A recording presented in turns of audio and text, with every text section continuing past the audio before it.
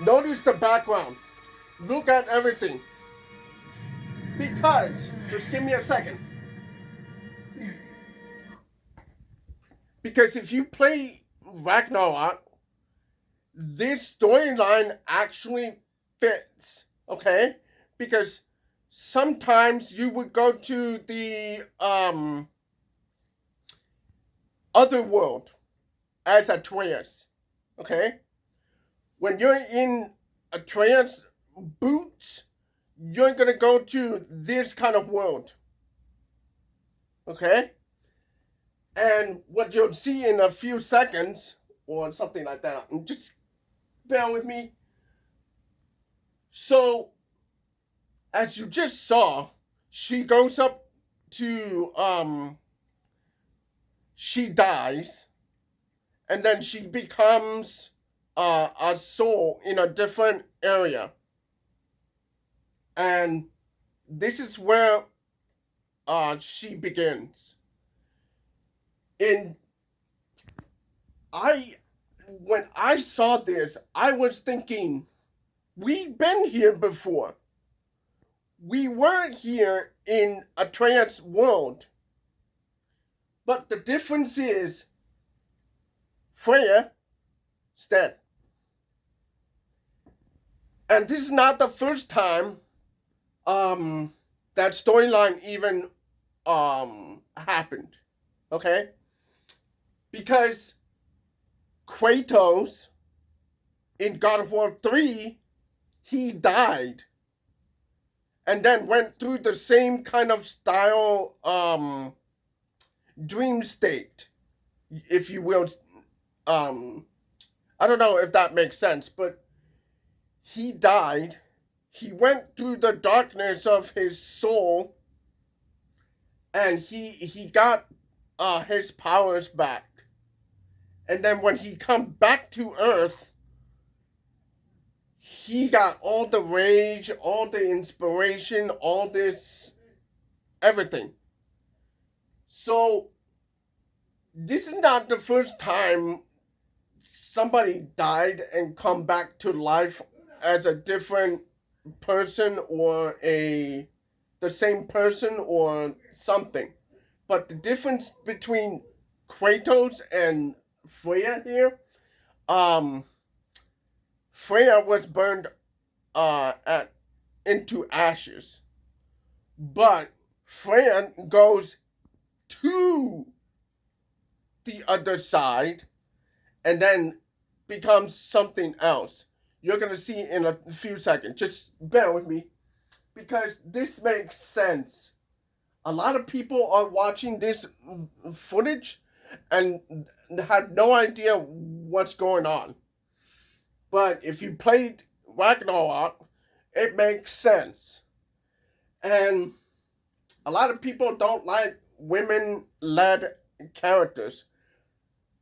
In this case, it makes sense for the storyline. This is not one of those DEI woke agenda thing. No. Corey had an idea for a game, and this is what came of it. That storyline in Ragnarok is extended. This is the sequel to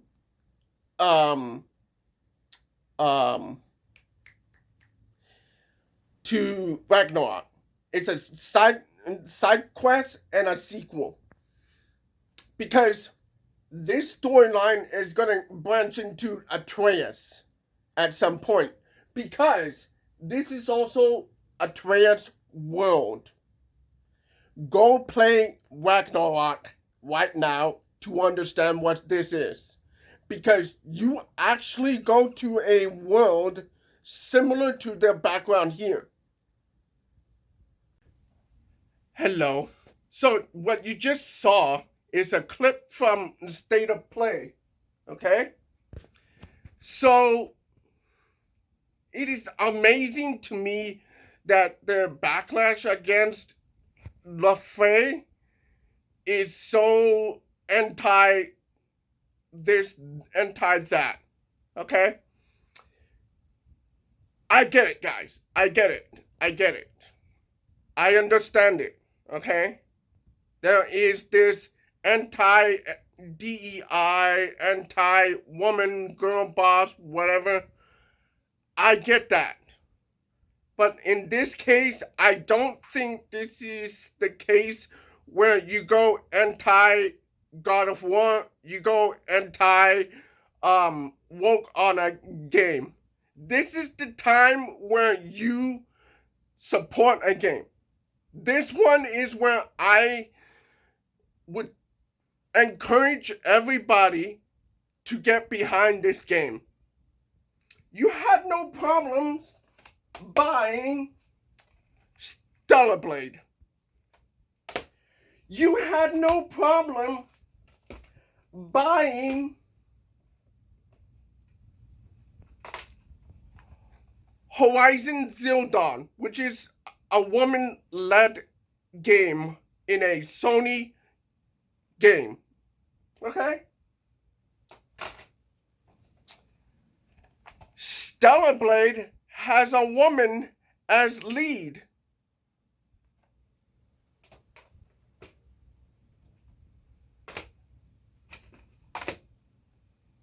Now, since we got that covered, okay, you have no problems buying those games. But let me just state my case for why this case is not warranted with the backlash. You can call the lady ugly. That's fine with me. Go for it. But God of War 2018, 2018, okay? God of War Ragnarök, okay? Now, the storyline of Laufey started in 2018. Okay? When you start Ragnarök, it takes place after this. Okay? Laufey takes place right at 2018. Right in the beginning of Ragnarök.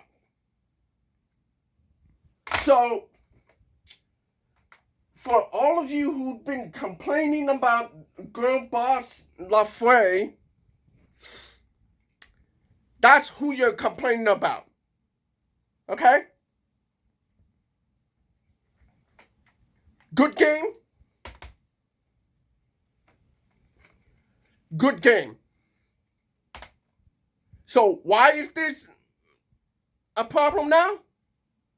Because Cory Barlog literally had an interview 7 years ago. He said that there are multiple stories in development. I tried to find that interview today. I asked the community to find that.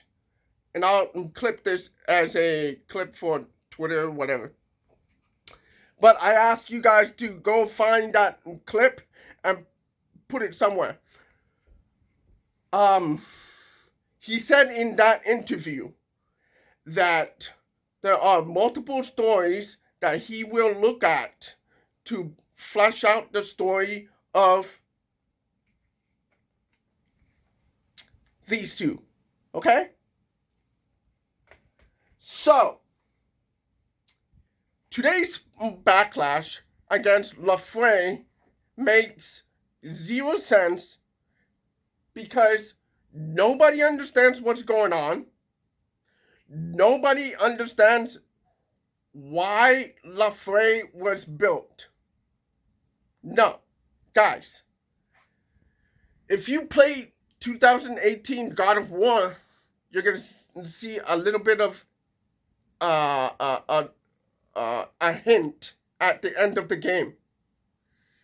In Ragnarok, you literally spend half of the game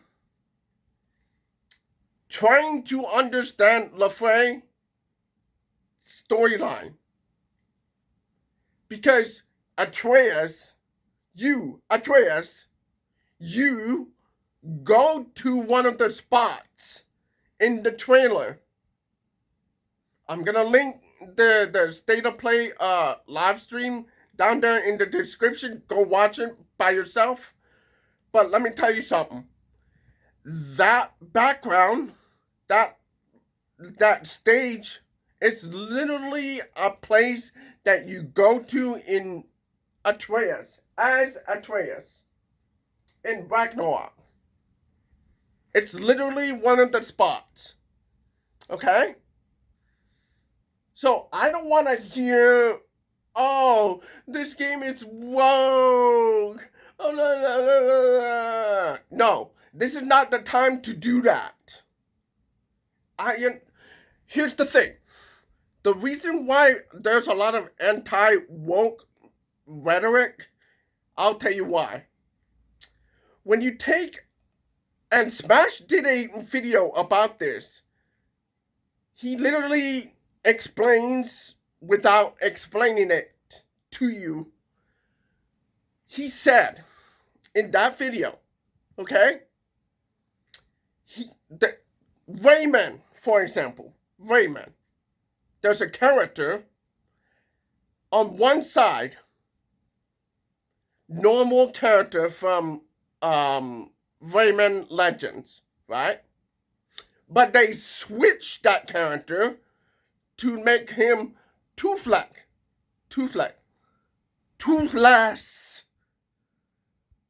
and girl boss, whatever. Tomb Raider, they made her flat. Okay? In most of the Tomb Raider games, the girl had like busty C cups. And then there's other examples that he made in that video. I'm gonna follow this video with a reaction to that. But right now, I'm talking about Laufey. Because this backlash makes 0 sense to me. 0. It's literally like hating the game just for the sake of hating the game. That's how I see it. Okay? But Laufey is the perfect example of how you introduce a lady as a lead role. But the problem is, we're in the era of DEI, diversity, equity, inclusion, garbage. We don't want the gender swaps. That's what we're anti. That's what wokeness is. Okay? When you go to a film about Marvel, you're not expecting Captain Marvel as Brie Larson. Okay? That's what we're angry about. That's the gender swap crap that we don't want in our games. Laufey is none of that. It's literally just showing you a character that the story is trying to flesh out. Okay? We're talking about Kratos' wife. We're talking about Kratos' girlfriend. Okay? We're not talking about a gender swap. We're talking about Kratos' new wife. Okay? So, let me just react to Corey and the game director here. See? Here you go.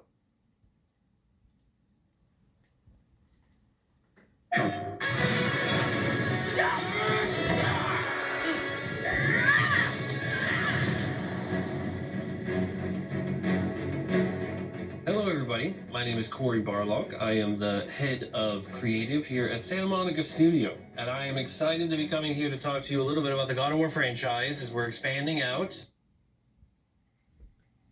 So, he is head of creative. So, just 1 second. Here we go. You know, TV, some games, but most importantly, She is the game director. Okay? And they're gonna explain what's going on. Okay? So, Corey is her boss. Corey is working on 2 games. Laufey and probably a Atreus game. There's another game that just got released, which is God of War Sons of Sparta. I don't remember. I'll just put a clip here. Or image, whatever. But what I'm saying is, Corey and her had been part of the game development of both games. They're about to explain it. Okay? So, let's go. specifically for today, we're here to talk about God of War Laufey. And I have the director here sitting with me that I'm going to be talking to.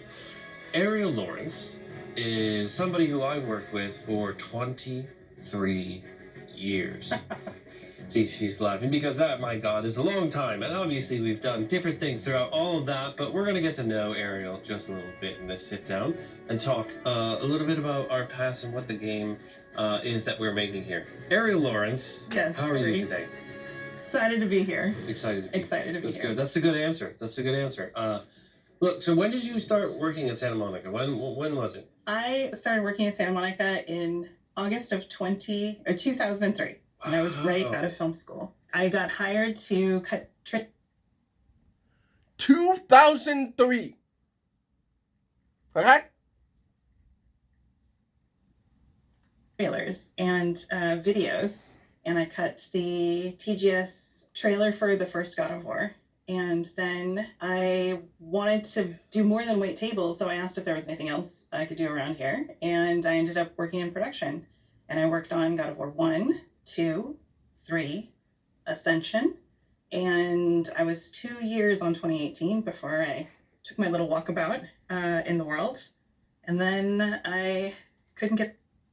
So far, you understand that she literally was part of God of War since the beginning. Okay?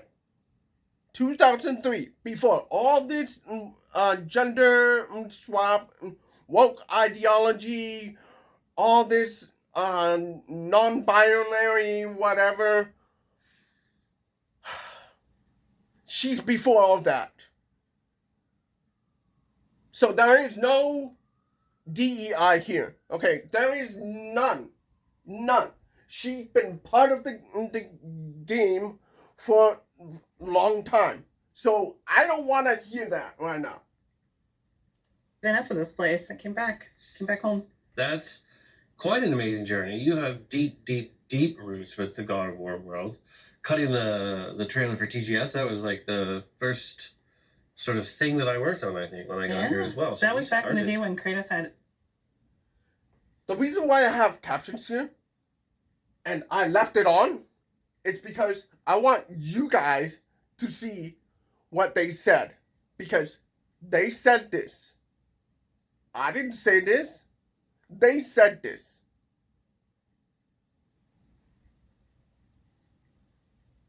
Blue tattoo. Yeah. And we're still calling him Dominus. It's still calling him Dominus. Yep. Yeah, and the team was only like, 30, 35 people maybe? Small. Compared to now. It was weird. It's weird to think about making it. At that time, it was David Jaffe who has gone all the way to the left.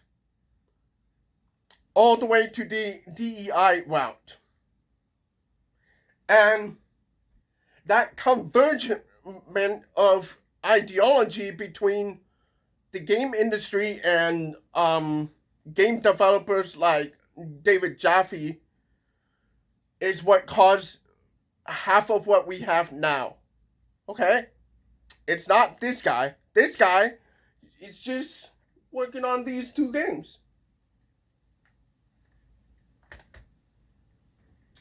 And to be fair, he has a daughter. Is it that small of a group of people? When we were like 65 people, that's so much. And then we got to 100, that's so much. Yeah. Oh, what are the most memorable aspects of working on God of War, the whole franchise? The whole franchise, I mean, I think each game definitely, I think, left its mark, or scars, battle scars. Yeah. But, it's like the studios, just the commitment to quality and the late nights with each other trying to figure out some problem or make some magic happen in the middle of the night, or coming back in and somebody took a smoke break and, I don't know, maybe changed the boss of God of War 2. I think that might have been I feel like that's a dig at me. I feel like I'm going to own that one because that's entirely true. But, yeah, no, I mean, every game was like a new set of challenges. Like, how do you make Titans? How do you make the trailer for the Titans come through? Yes. How do you make multiplayer? How do you reinvent Kratos? Where does he go? Like, so it's always an exciting story. Why did you want to come back to the studio? What made you decide this is where I need to be? The short and probably semi-uncomfortable answer for this interview is I came back for you. Definitely that bar of excellence has been in my head for a long time. Mm. Your creative voice has weighed down on some projects of mine, and I don't know, I just missed the team's commitment, just the people here. I came back for the people. Came back for the people? I came back. I like that. That's better than coming back for me, because the voices in my head are not ones to call it. That's your voice in my head, not your voices in my head. That's different. True. If you had my voices in your, that's not even, that's a whole nother series of videos, I imagine. So, when you found out coming here that you were going to work on a Faye game, what was your thoughts? I was excited. I was a little shocked, surprised, I think, that we were going to do something different. I think when I was coming back and talking to folks, I had just assumed it would be another Kratos game, and that's who I would be telling stories about for the rest of my life. And I was okay with that. But I think finding out about Faye and just, seeing somebody whose journey that we could really explore and turn new pages on was exciting. Looking at the world in a different lens was exciting. So it was, just saying yes to that opportunity, I think, was really cool. It's a good outlook. Just say yes to that opportunity. That's what has gotten me into a lot of trouble over the years. That's true. I still get present position included. Yeah, I always try to talk people out of directing. You did try to talk me out of doing but I try to be upfront and straightforward about it, just so that people don't feel like you tricked me. Like, no, you were very honest about the work that it entailed for doing this. Yes. Yes. And it's exciting. Faye is, while it's a different thing, it's still part of the larger tapestry of what we're doing. We really want to explore all these different characters in there, but there's always going to be Kratos games, like throughout the for sure. Yeah, we can't not tell stories about the big guy. There it is. He said he wanted to explore other characters. This part of the interview is one of the parts that reflects what he's been saying since 7 years ago. He wanted to explore Egypt. He wanted to explore another part of God of War. And in Ragnarok,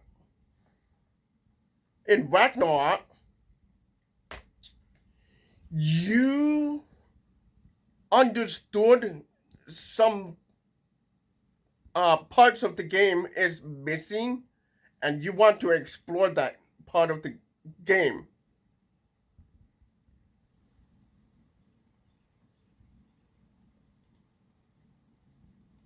Let's go into directing. What are you most excited about in stepping into the role as a game director?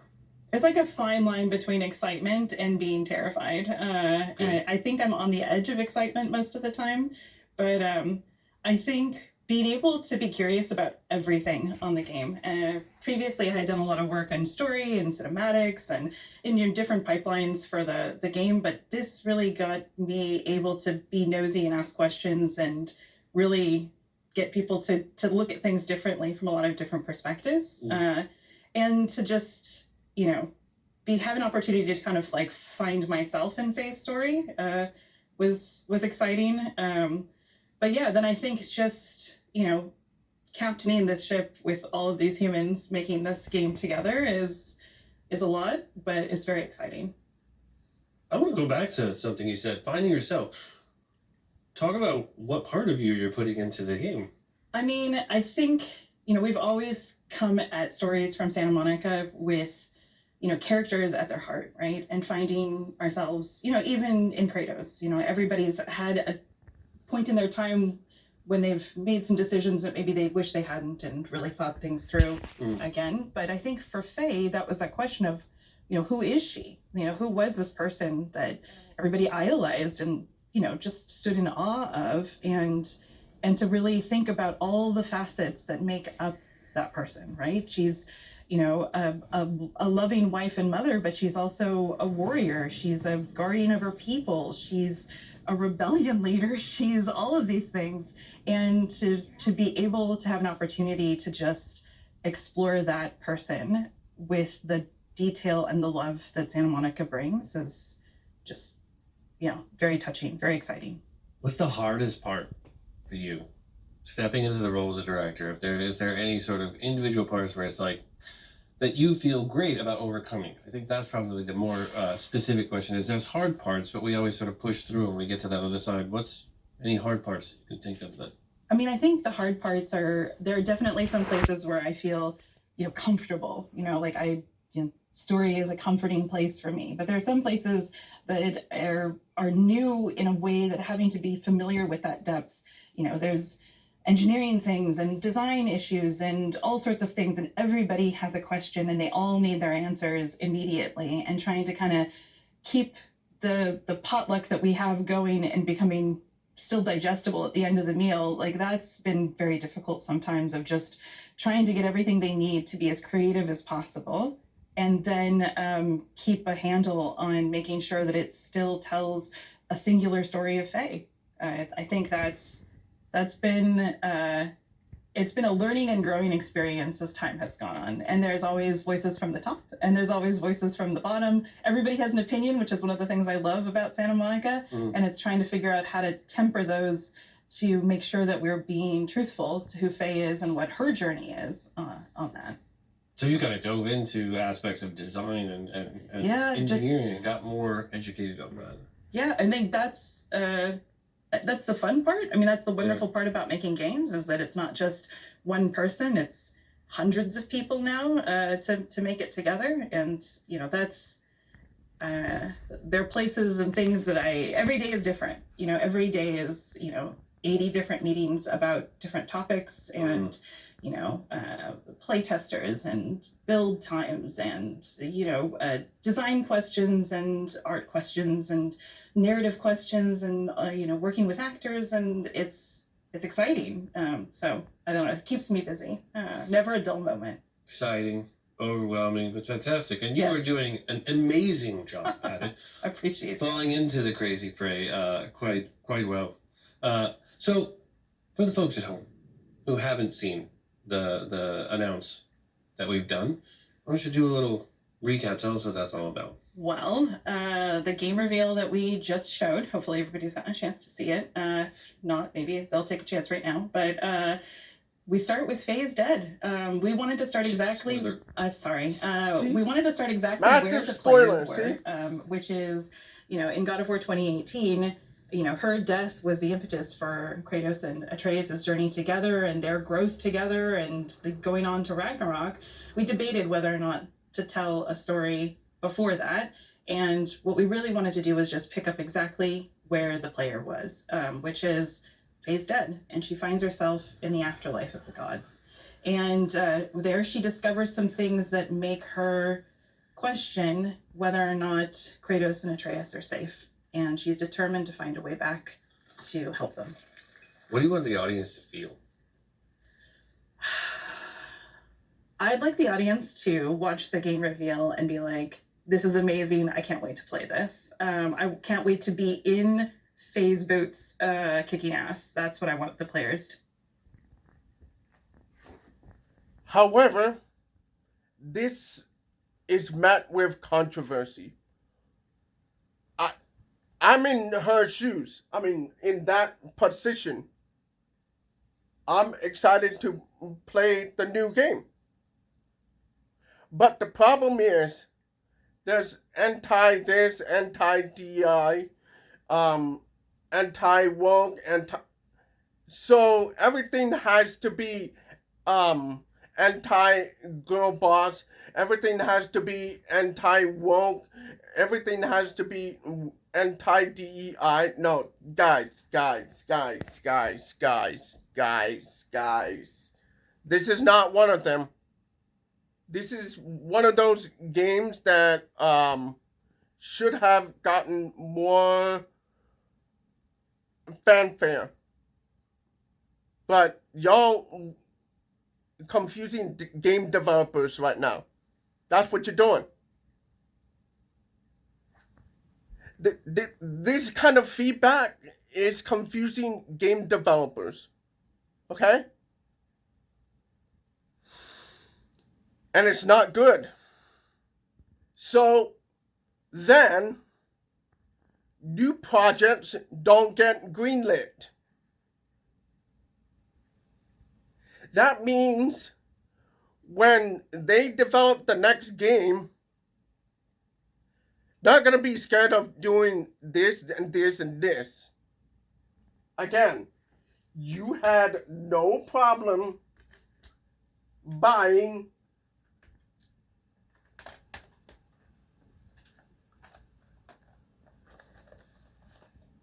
these two. Okay? You had no problems buying these two. You had no problem. So, what is this? This is not one of those times where you say, this game is trash because it's wrong.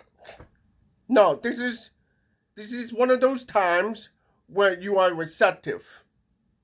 You can say the girl looks ugly, that's fine. But don't come out here just saying the game is woke. This is not one of those. This is not a gender swap. This is not... No, this is not it. This is not it, guys. Feel. I want them to be curious about the world and the opportunity that it has in magic and the gods that we're going to meet with all these mythologies coming together in the afterlife. I want them to be excited and swept away by the world and Faye's story and where she's going to go. But this is gameplay. Yes. And this reveal. And this is showing that this is not a prequel. This is a... Yeah, and Corey, he said he was going to explore the Egyptian gods at some point. This is just leading us there. Because I feel like we're going to explore the other gods in Atreus' world and Kratos' world too. They're trying to lead us there.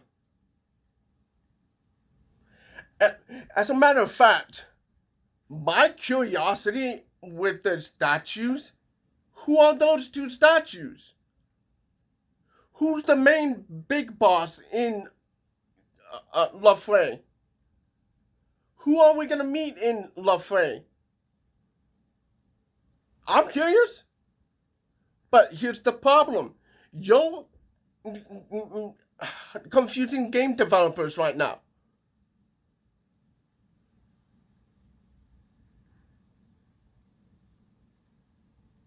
Continuation of the timeline right at the beginning of God of War 2018. What happened to Faye after that view? Exactly. And we were really intent on it being gameplay. We wanted the first taste for players to really center on what it's like to play this game and who this person is, and really show you what you're going to get when you pick the controllers up. Speaking of who this person is, Faye, what is the most interesting aspect of her? Why is Faye such a compelling character? I know why. I have my own answer, but I'd love to hear your answer. And why is she so compelling? I find great connection with Faye's curiosity about the world, her loyalty to her friends and family, just the fact that she goes into situations. What's this? What's that big building? What are we gonna do in there? We are going to search that building at some point, because this is one part of the game. You guys need to remember, this is an open world quadrant game. This is like Ragnarok. It's not necessarily a open world game like Grand Theft Auto, but it's a quadrant game where you explore a spot.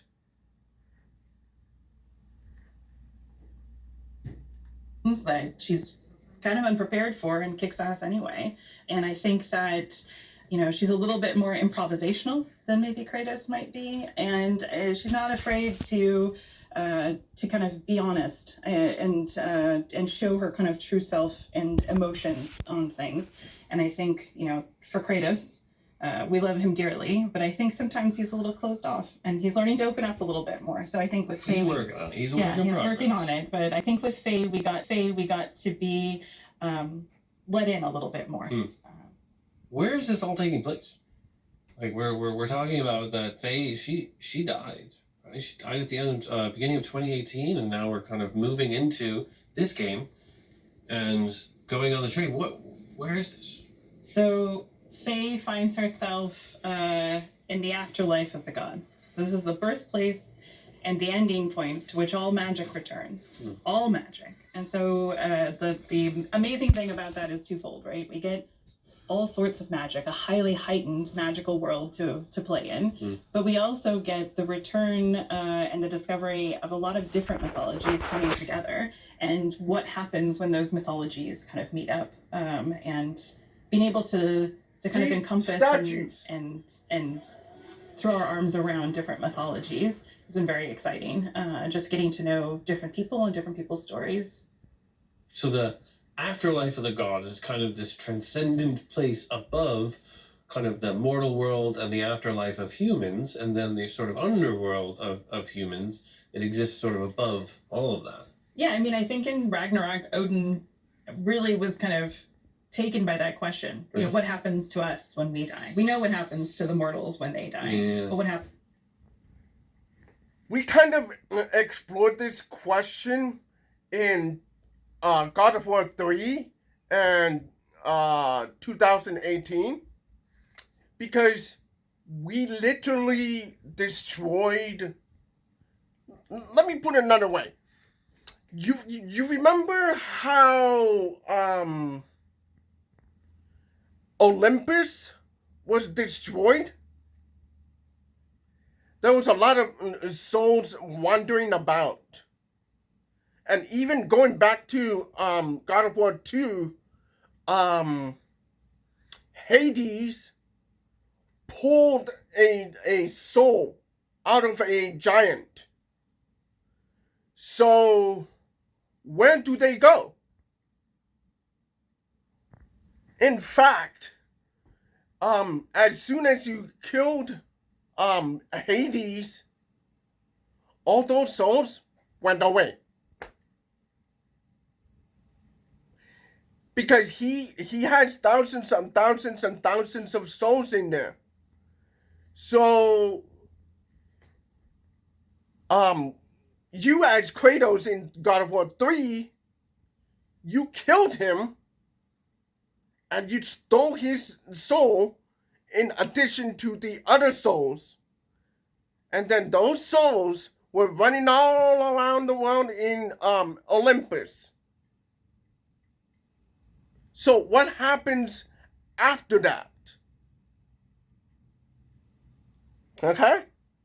But on the other end, you have Kratos, who died in God of War 3. In God of War 3, you go to the afterlife. I don't know if you caught that. That shadow realm, that's the afterlife. So he died, and then he found the soul, his inspiration, his this, his that, his this. They exploit this. But what they're asking is, like, once you die, where you go? And then what happens if a god dies? The one question that everybody has in life today, what happens in the afterlife? As a human or as a god? This has been going on for thousands and thousands and thousands of years. So, you know how Jesus died? The question is, does God exist? In that mythology, Jesus prayed to God to save him, to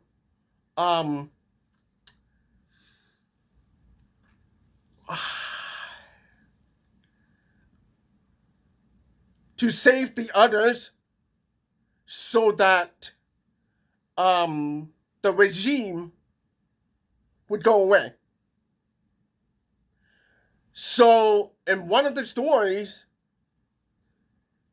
Jesus was on the cross, right? But God made like a thunder right on cue. So this storyline is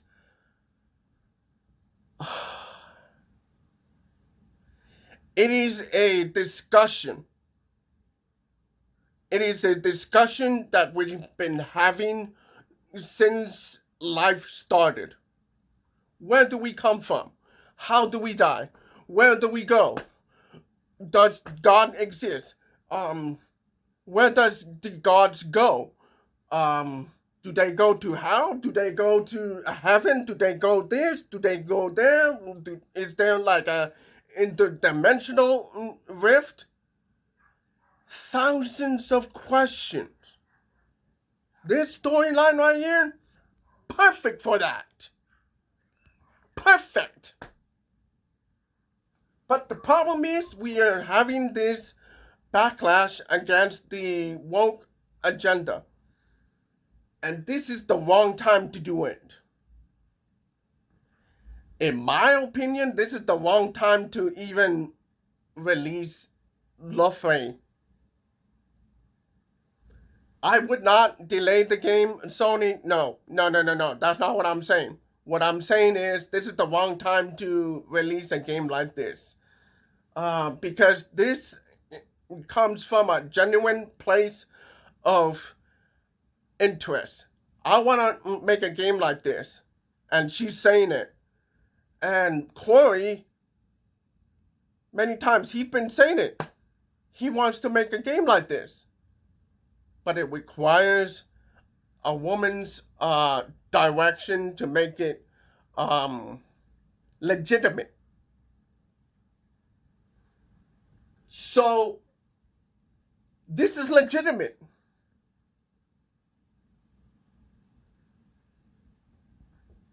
This is legitimate. I don't know why you guys... happens to us. And so this is an answer for that question. What happens to gods when they die? And, you know, it also, things aren't working quite exactly the way that they should be in this afterlife of the gods.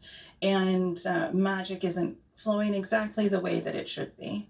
So this afterlife's not exactly a paradise.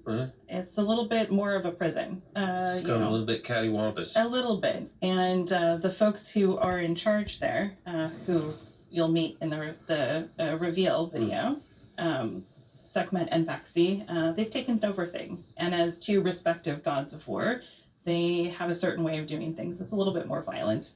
So this place is, you know, it's beautiful, it's magical, but it's very dangerous. From a gameplay perspective, how is this a God of War game? What makes it sort of fit in the pantheon of God of War gameplay? Well, we don't shy away from violence, that's for sure. So definitely true to our kind of brutal roots.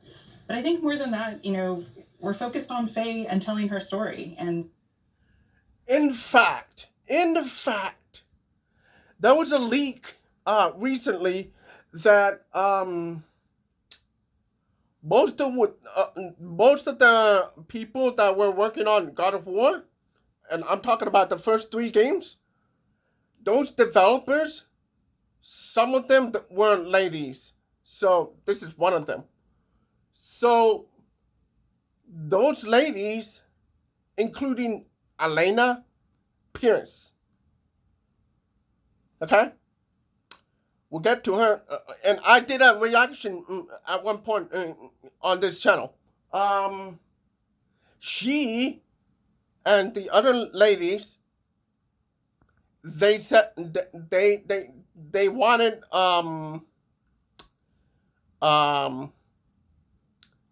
women unclothed. If you know what I mean. Those mini games, you can thank these girls. It was not David Jaffe. These ladies. They did. Okay?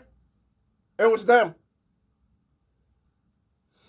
So, this girl boss idea goes out of the window.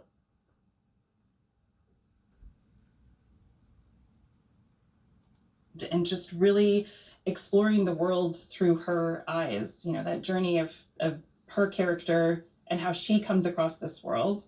So I think that at the heart of it really just makes us a God of War game and a Santa Monica game. But, you know, Faye affords us a few more opportunities than maybe Kratos might. Faye is a little bit more agile in the world than Kratos is. And she has a healthier relationship, I think, than with magic. She doesn't quite the past that Kratos has. She's more of the embracer of magic, whereas Kratos is the skeptical user of magic. Yeah. So definitely being in a world so filled with magic, you know, we can really lean into that with Faye. And, you know, we want to stay true to the hallmarks of a God of War game, you know, just that close, you know, combat, that agility, the exploration of our world, you know, story at our heart. These are all things. Pick up and play. Absolutely. That sort of brutal, kind of intimate gameplay that we've been sort of refined through each of the iterations, taking it one step further and taking it one step further. What are some things that are kind of added to make it unique? Well, I think one of the first things that excited the team was that we brought jump back into the game. Kratos hasn't jumped for a little while.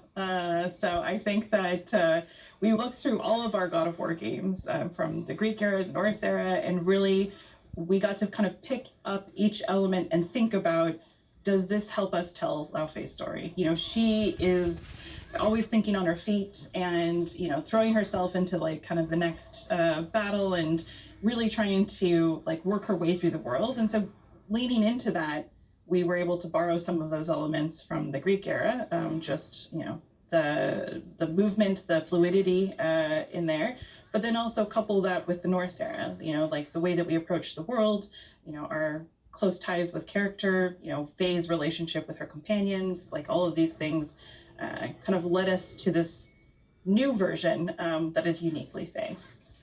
God of War Laufey. Laufey is played by the amazing and absolutely wonderful Deborah Ann Wall. Stunningly talented. Stunningly talented. You worded it so much better than I did. Talk to me about working with her. She's amazing. Hands down. She just comes to the set with so much energy, and it's amazing to just be in this imagination world with her. And she is Faye, and Faye is her. She's also like amazing in the VO booth. Just so amazing how she said it like that. She is Faye, and Faye is her. So she's acting like the character, and she's imagining herself as the character, and she's acting the character. So I don't know what you guys are complaining about. One of like the best actors I've worked with in the booth, and just brings everything to it. Yeah, leaves no stone unturned. Consummate professional. Consummate professional. She's just a lot of fun to be with too. Yeah, she is a joy. And what about the illustrious Jack Quaid? Everybody in Laufey is fantastic. Yeah. Jack is very excited, which is amazing. And Perlina, our Rue character, is also amazing. And who's your favorite?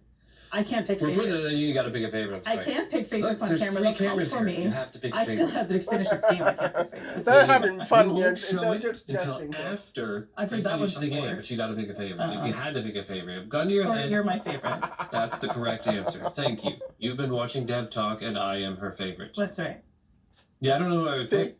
So funny. I've only met like each one of them on a Zoom call. I was able to participate in the mocap thing via Skype. And they work so well together, like just good energy. It really is a delight. They all are. Yeah. Really, we like you did us a solid however many years ago getting Deborah as Faye. But she is wonderful. I am a huge fan of all of the work that she does. And the work that she's done in this is second to none. Just truly amazing. But you've been asking a lot of questions, Corey. Why did you want to make a Faye game? Because when I came back to the studio, the Faye game was already in process. Yeah. So what about Faye did you want to do? Like, what about Faye was interesting for you in terms of telling her story? I think Faye is one of my... She's in my top 3 favorite characters, right, of the entire franchise. And she is just such an interesting character with how much she was an orchestrator of Kratos and Atreus' journey. For me, a warrior has sort of touched such interesting parts. Let me pause. Here. This is the ending of God of War 2018. Here is where they foretell the storyline. Faye is dead right here. Over here, on the other side, is the rest of the story. That was supposed to be like a cloth over here, but he pushed it over to the other side, and this is one of those storylines. She's dead. Okay?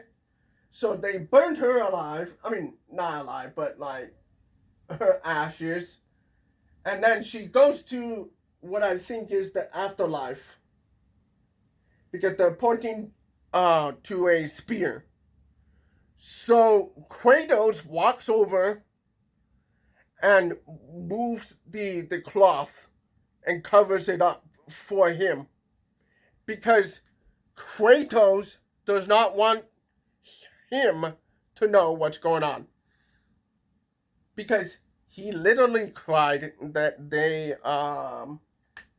Faye died. So of God of War, See, watch. moving to Watch what a happens. Fae game and kind of seeing it move forward, rather than say like, hey, let's do a Fae game, which we did explore. At the beginning, we were like, let's do the time before, so we can really see all these cool moments, like when she was making the axe with Brock and Sindri and all the drama that happened with that. But ultimately, the most interesting part was really to tackle like, hey, what happened when she died? And what continued on and start to create this new layer that exists above. And in God of Ragnarok, Odin was talking about, you know, what you had mentioned before. What happens to us when we die? The other gods, I think, secretly think that a little bit, but his OCD like really took over, and he was hyper fixated and focused, and rightfully so, because there is this sort of transcendent place beyond for the gods that is very interesting for us to start exploring and seeing how all these mythologies mash together. And then that sort of guide being Fae, and seeing that difference of like, look, Fae was a warrior of equal sort of excellence, but also damage, right? When her and Kratos met, they were both pretty messed up. Yeah, right? she did not have a good exit from her people. Things went south. Yeah. It's so funny that you say that she's a planner, because I feel like we have taken somebody who has spent their whole life trying to orchestrate things into a perfect space, and then we've put them in some place where they have to think on their feet all the time. Yeah. And I think that is starting to sound a little bit like you. Maybe just a planner who is put into a place where she has to now improvise quite a lot. There's a lot of you inside of this game. Yes. And for me, it's really exciting because the franchise, Kratos is sort of the tree, and he sort of drives the franchise forward, and we want to follow him. But there are so many interesting characters that we created along the way, and for me, Faye and Sindri are to me the two most interesting characters. Like, and I love all the other characters. So all the other characters are amazing, and it's not that I don't love them. It's just that they have very interesting, examined lives that I really want to go deeper into. I think also, like, we're starting to build a world where we can tell stories about different people and tell different kinds of stories. Yeah. Kratos gives us his story, and it's been changing and evolving, and that's fantastic. And I can't wait to see where it goes. Yeah. But it also is nice to be able to tell different stories along the way. Yep. And to see where do these stories go, and introducing this sort of extra layer, the afterlife of the gods, that actually connects to all of these other things. This was a wonderful conversation. Thank you for taking the time. So I want to encourage everybody out there to go take a look at the God of War Laufey announce that was just released. If you haven't seen it already, if you've seen it, watch it again, because it's even more awesome the second time. We're going to continue this conversation together, as well as with all of you out there in the coming months. As we get then closer to our release date, we'll even give you more information then. Until then, we are going to get back to work, because there's a lot of stuff to do. So thank you, everyone, for watching. Thank you, Ariel Lawrence, for saying yes to direct this game. And thank you to all of the fans of God of War that allow us to continue to have jobs. Yes. Thank you for your support.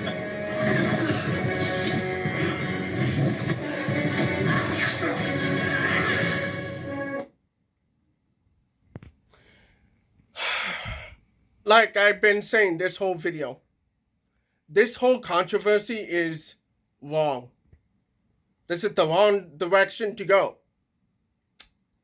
You can have all the hate for the other stuff, but this is not good, boss, dude. This is not woke agenda crap. No, this is not it. Sorry, guys. Like, subscribe, comment, talk about Colin Sec 360. I'll see you guys later. Stay awesome.